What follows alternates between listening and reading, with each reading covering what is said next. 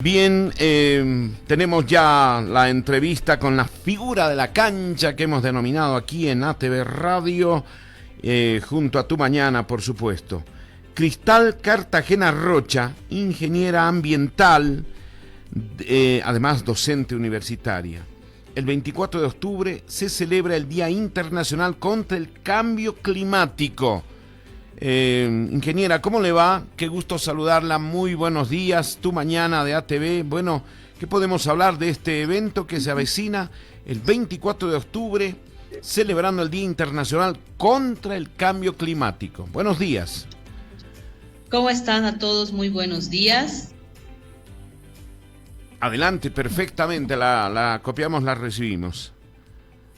¿Cómo están? Buenos días. Adelante. Bueno, agradecer la invitación el día de hoy para conversar un poco sobre lo que es el día justamente contra el tema del cambio climático, ¿no? Que se recuerda el 24 de octubre. Exactamente. Bueno, ¿qué actividades se van a llevar a cabo el día 24 de octubre a propósito del Día Internacional contra el Cambio Climático, ingeniera?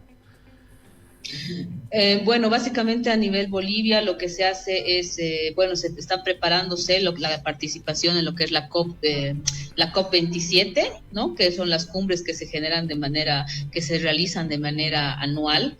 La COP 26 se ha realizado en Escocia el año pasado, donde ya se han asumido compromisos importantes sobre el tema principalmente de agricultura, por ejemplo, agricultura sustentable, sobre el tema de deforestación, de tratar de detener y de revertir el tema de deforestación. Hemos sido gravemente afectados por el tema de incendios desde hace ya varios años nosotros a nivel de país. Y bajo este lineamiento que también tiene que ver con lo que es respeto a las poblaciones indígenas, a los pueblos originarios, se están perfilando la línea de acción para lo que es la COP27, que va a ser este año en el mes de noviembre de este año, ¿no? Estamos fuertemente comprometidos, tenemos que estar fuertemente comprometidos para alcanzar las metas que se tienen trazadas como a nivel mundial en todo caso, ¿no? Para mantener el tema de evitar que se supere ese 1,5 grados que puede ser fatal para el planeta como tal. Claro. ¿Dónde, en qué países, en qué continentes se ha notado con mayor intensidad este fenómeno del cambio climático, ingeniera? Ya, aquí hay como dos líneas bien marcadas, ¿no? Porque obviamente los países más grandes o los que hasta ahora son denominados industrializados, como lo son la India, la China, Rusia, que tienen la mayor, por ejemplo, la mayor tasa de deforestación a nivel mundial, no principalmente suelen ser los más afectados, sino los efectos principales se dan sobre los países más vulnerables. Tal es el caso de los países de Bolivia, ¿no? Donde los efectos más grandes se observan justamente en esas poblaciones vulnerables, como lo son el área rural, como lo son los pueblos indígenas. ¿Por qué? Porque estamos hablando de cambios de temperatura que modifican muchas veces hacia el sistema de producción de alimentos. Ajá. Y por la ubicación que tenemos aquí en el país, por ejemplo, un tema tocado hace bastante tiempo atrás es el tema también del deshielo, el tema del deshielo de los glaciares, que nos estaría afectando con la provisión de agua. Claro. Se pronostica, ¿no?, que en un futuro, no sé a qué plazo, el tema de la escasez de agua podría ser realmente un problema insalvable. Ingeniera, ¿usted tiene también ese mismo criterio? ¿Y qué podemos hacer para evitar todo esto? Sí, claro que sí. El tema de agua también está dentro de las políticas que se están tratando de concretar, digamos.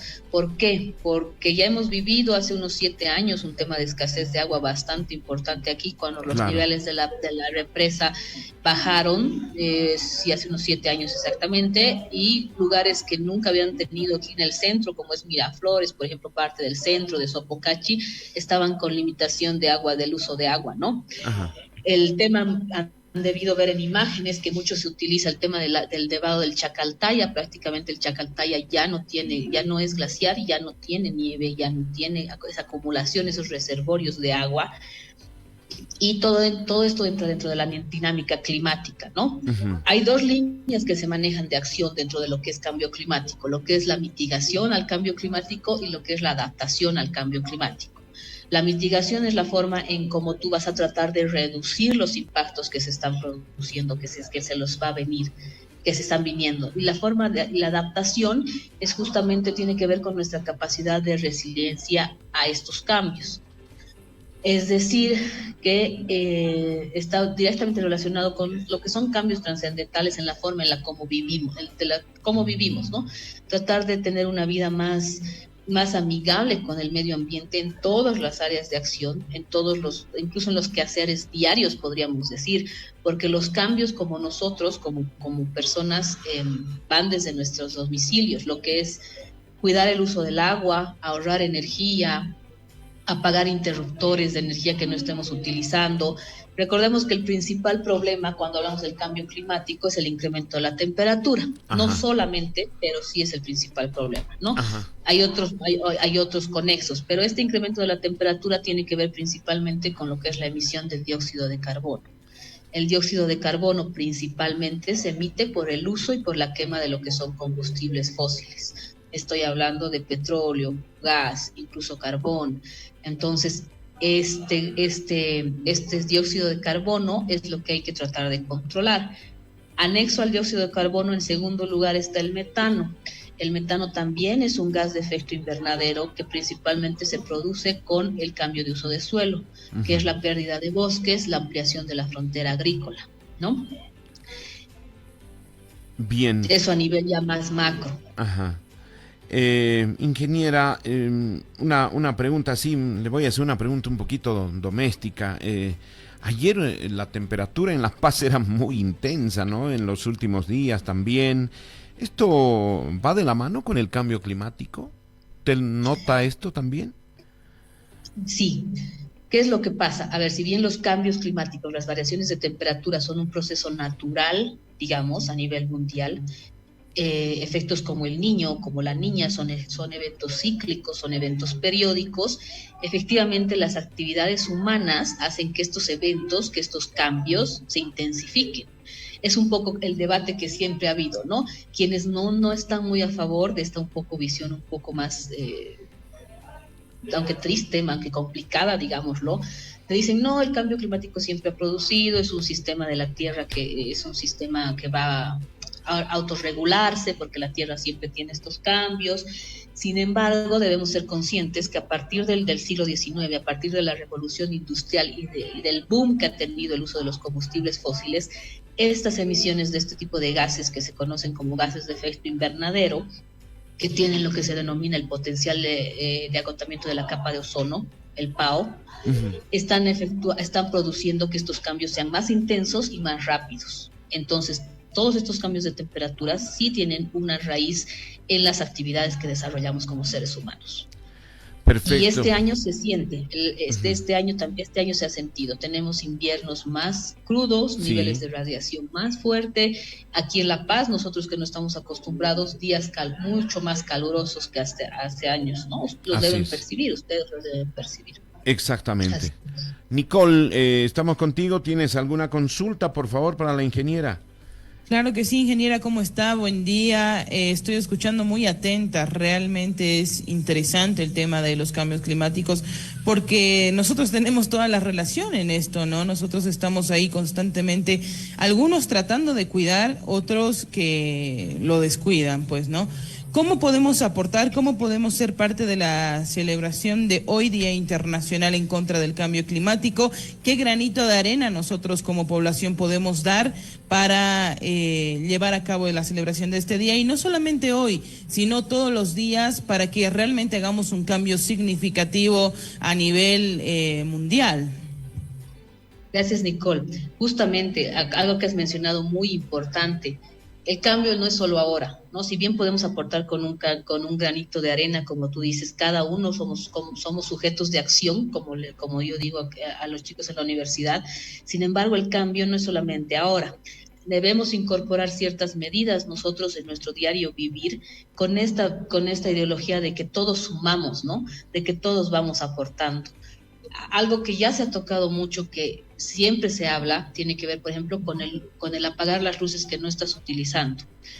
Hay lo que se denomina el consumo vampiro. El consumo vampiro es el consumo de energía que tienen la mayor parte de los aparatos que tienen lo que conocemos como stand-by, ¿no? Que es esa lucecita que se queda prendida, incluso cargadores de celular, la televisión, el DVD, otros equipos que se utilizan, que tienen esa lucecita que se queda prendida mientras está en ese stand-by. Entonces, una de las cosas de ahorro de energía que básica, digamos, es desconectar los equipos que no se estén utilizando, como el microondas, porque el microondas tiene el tema del relojito que siempre está prendido. Obviamente no puedes desconectar el aparato, equipos como el refrigerador, por ejemplo, pero sí tu cargador de celular, sí tu microondas, qué sé yo, sí el DVD, el tema de la computadora, los cortapicos, todo lo que esté relacionado con el tema de ahorro de energía. Ahora, otro aspecto importante tiene que ver con la movilidad y el transporte, ¿no? Una de las principales áreas de emisión de gases de efecto invernadero, principalmente de dióxido de carbono, tiene que ver con el tema de transporte urbano. El uso de la bicicleta, que aquí en La Paz no está muy socializado, pero en otros departamentos, en otras ciudades como Cochabamba y Tarija, sí, toda esta masa crítica que se denomina de gente que prefiere transportar que puede y prefiere usar este tipo de transporte, también ayuda a la reducción de emisiones de gases de efecto invernadero. Bien, el Nikki. uso de transporte público a nivel masivo también, ¿no? Hay otros países que son mucho más grandes. Imagínense que cada uno de nosotros tendríamos un auto.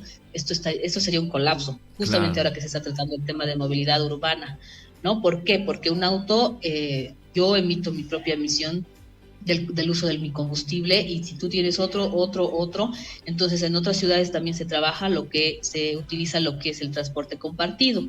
Yo tengo una ruta y recojo a mis compañeros al trabajo o a la universidad, apoyándolos en el transporte, y se va haciendo como rotaciones o como este uso compartido de movilidades, ¿no? De transporte. Ujú. Una muy buena opción. Y eso de los cargadores, ¿no? De los celulares, que es tan importante y parece un detalle así que pasa desapercibido. Es mejor desenchufar los cargadores de los celulares porque, bueno, se contribuye, ¿no? A superar todo esto, a mitigar un poquito los efectos del cambio climático, ingeniera. Así es, son como les decía, son cosas a veces tan sencillas que las pasamos por alto y nos olvidamos, ¿no? Las damos por hecho, pero todas esas acciones suman, Si lo hacemos todos, ese es nuestro aporte, ese es nuestro granito de arena. Seguro. Y no solo hoy, todos los días. Así es. Bueno, le agradecemos muchísimo, ingeniera, muy amable por estar aquí en Tu Mañana de ATV Radio, y bueno, la esperamos en cualquier momento, ¿ah? Muchísimas gracias. Les agradezco a ustedes por la invitación y bueno, hasta una próxima oportunidad. Que tengan buen resto de jornada. Perfecto. Gracias a la ingeniera Cristal Cartagena Rocha, ingeniera ambiental, docente universitaria.